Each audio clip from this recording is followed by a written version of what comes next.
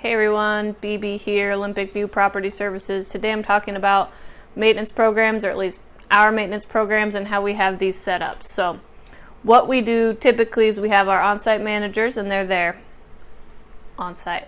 And we have put in place a system. So in addition to the property inspections that we do monthly, they have an expectation of 8 out of 10.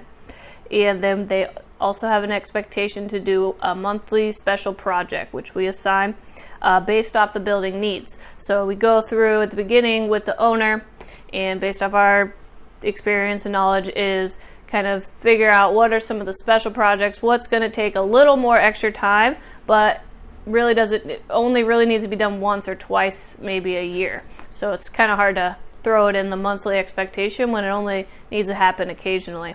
So we put it in the special project, and then in addition to that, we ask the site manager for a building suggestion every other month. So that we actually ask for their feedback and get that documented. They say, because they're there every day, boots on the ground. They're the ones that are really going to know, like, the back door is really getting kind of loose, like we should probably look into that, so we can do some long-term planning with those suggestions. So that's kind of our maintenance program, is a monthly special project in addition to requesting a suggestion. We used to do a suggestion every month.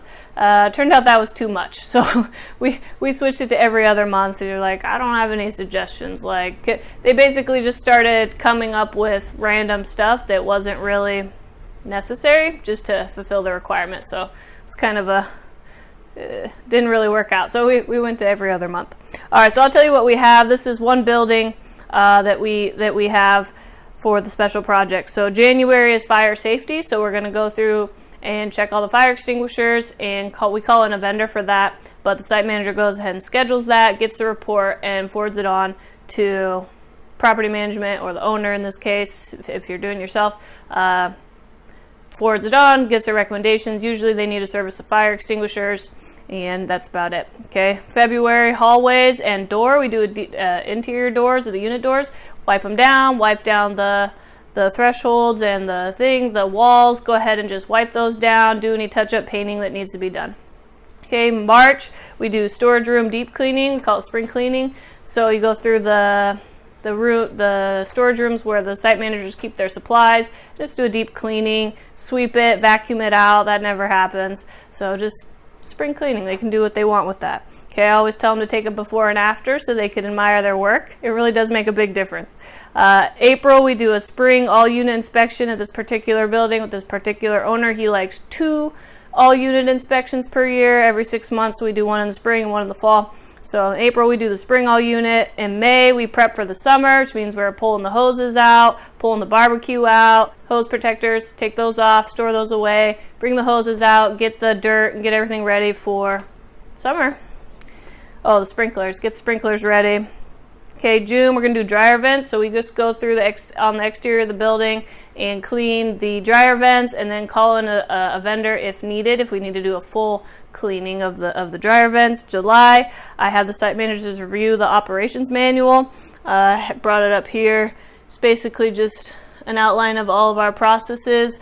July, they're usually pretty busy anyway because we have a lot of turnover going, so I try and give them an easier one in July. It doesn't take too much time. October is when we do our other all unit inspection. November is when we're going to winterize the building, so we're putting those hoses back, pulling the barbecue back.